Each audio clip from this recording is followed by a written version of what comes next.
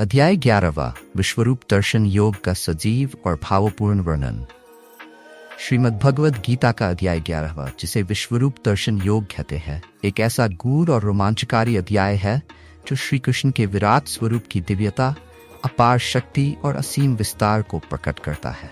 इस अध्याय में अर्जुन और श्री कृष्ण के बीच की गूढ़ बातचीत, मानवीय भावनाओं, अद्भुत अनुभूतियों और दैवीय अनुभूति का संयोजन है, जो जीवन और मृत्यु के परे जाकर हमें परम ब्रह्म की एक झलक दिखाता है।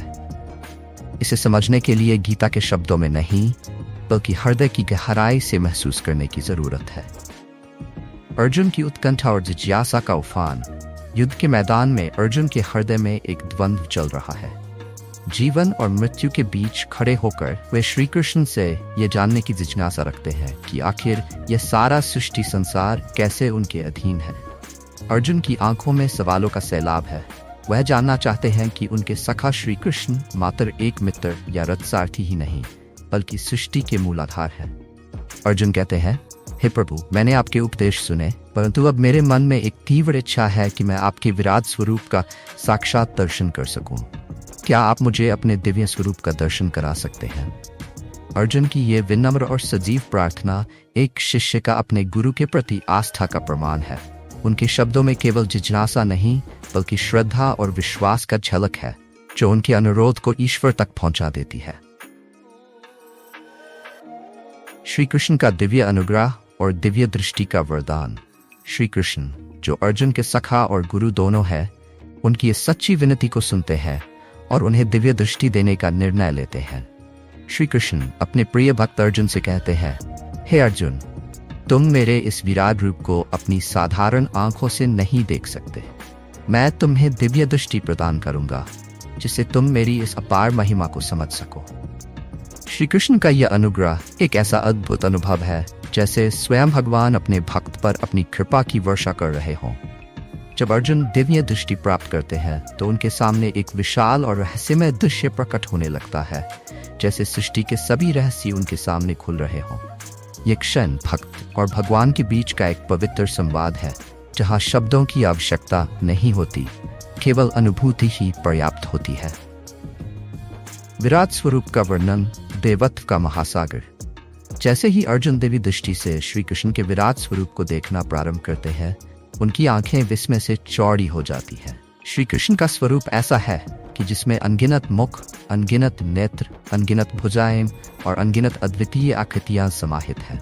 ये कोई साधारण रूप नहीं है, यह सजीव ब्रह्मांड का स्वरूप है, जिसमें सृष्टि का हर अंश और हर प्राणी विलीन है। अर्जुन देखते हैं कि श्री कृष्ण का यह रूप प्रकाशमान है, जैसे हजारों सूर्यों का तेज एक साथ फैल रहा हो। उनके मुख में जलती हुई अग्नि की लपटें हैं, जो संहार के संकेत देती है। अर्जुन का मन, जो पहले उत्सुकता से भरा था, अब गहन श्रद्धा और भय से भर गया है। यह विराट रूप केवल ब्रह्मांड का निर्माण और विस्तार नहीं, बल्कि उसका विनाश और संहार भी प्रदर्शित करता है। यह अनुभव अर्जुन को एहसास दिलाता है कि भगवान केवल सृजन के निर्माता ही नहीं, बल्कि हर परिवर्तन के स्रोत है। अर्जुन की स्तुति और उसकी भावनाओं का उद्वेग। यह दृश्य इतना शक्तिशाली है कि अर्जुन के हृदय में हर प्रकार की भावनाओं का सागर उमड़ आता है। वे इस महान दृश्य को देखकर अपनी शंका और भय को भूलकर श्री कृष्ण की स्तुति करने लगते हैं। उनकी जुबान लड़खड़ाती है, परंतु श्रद्धा में डूबे हुए शब्द स्वतः ही निकलते हैं।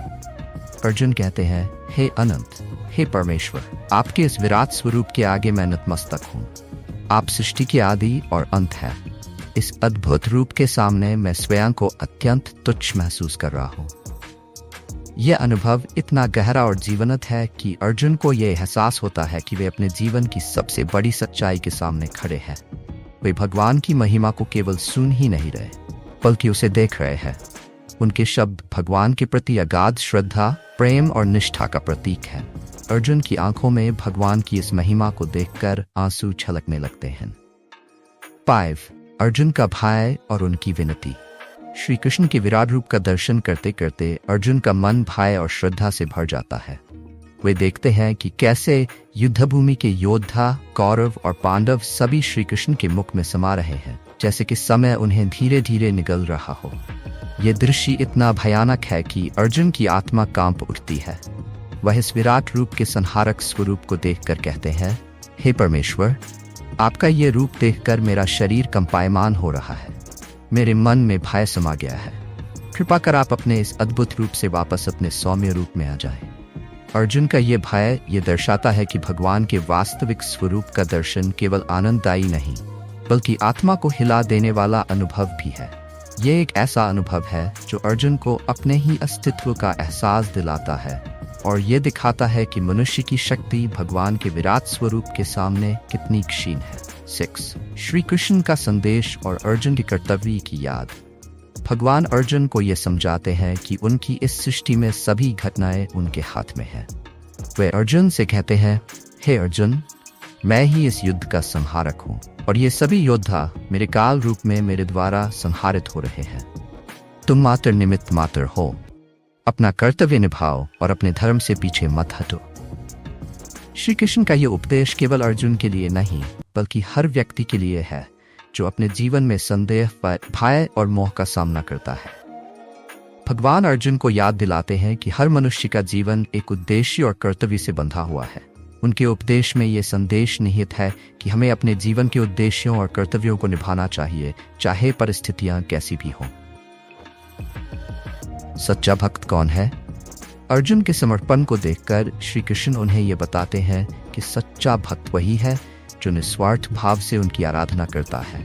श्री कृष्ण कहते हैं, हे अर्जुन, जो व्यक्ति निष्काम भाव से मुझ में विश्वास और श्रद्धा रखता है वही मेरा सच्चा भक्त है। भगवान का यह संदेश हमें यह समझाता है कि भक्ति का आधार भौतिक साधन नहीं बल्कि मन का समर्पण और विश्वास है। अर्जुन का यह अनुभव यह सिखाता है कि जब व्यक्ति भगवान की शरण में आता है और अपना सारा मोह, लोभ और अहंकार छोड़ देता है तभी वह भगवान के सच्चे प्रेम और कृपा का पात्र बनता है। निष्कर्ष, जीवन के उद्देश्य और परमात्मा का साक्षात्कार। अर्जुन के इस गहन अनुभव से हमें यह सीख मिलती है कि भगवान की शक्ति अनंत है और इस संसार में जो कुछ भी होता है वह उनकी इच्छा और संकल्प का ही परिणाम होता है। यह अध्याय हमें सिखाता है कि मनुष्य को अपने कर्तव्यों का पालन करते हुए परमात्मा में अपनी आस्था और समर्पण बनाए रखना चाहिए। विश्वरूप दर्शन योग केवल एक आध्यात्मिक अनुभव ही नहीं बल्कि जीवन में हमें अपने कर्तव्यों और विश्वासों के प्रति जागरूक करता है। अर्जुन के लिए यह एक ऐसा अनुभव था जिसने उनके संदेह और भय को समाप्त कर दिया और उन्हें अपने जीवन के वास्तविक उद्देश्य का स्नान कराया। यह अध्याय हमें यह भी याद दिलाता है कि सच्ची शांति और भक्ति भी प्राप्त होती है जब हम अपने जीवन को भगवान के चरण में अर्पित करते हैं और अपने अहंकार को त्यागते हैं। श्री कृष्ण का विराट रूप हमें यह सिखाता है कि हमारे जीवन में आने वाली सभी घटनाएं किसी उच्चतर शक्ति के अधीन है और हमें अपने कर्तव्यों को निभाते हुए ईश्वर पर विश्वास रखकर अपने जीवन को जीना चाहिए। जब हम जीवन के इस सत्य को समझ लेते हैं तो हम किसी भी कठिन परिस्थिति का सामना दृढ़ता और धैर्य के साथ कर सकते हैं। अगर आपको ये वीडियो पसंद आया हो तो कृपया इसे लाइक करें और हमारे चैनल को सब्सक्राइब करें ताकि हम आपके लिए और भी ऐसे प्रेरणादायक और शिक्षाप्रद वीडियो लाते रहें। आप किस विषय पर अगले वीडियो में जानना चाहेंगे? हमें अपने सुझाव दें और हम उन्हें अपने आगामी कंटेंट में शामिल करने की कोशिश करेंगे। धन्यवाद। आपका बहुत बहुत धन्यवाद कि आपने इस वीडियो को देखा। अपने जीवन में भगवान की विभूतियों को पहचानें और सच्चे भक्त बने। जय श्री कृष्ण।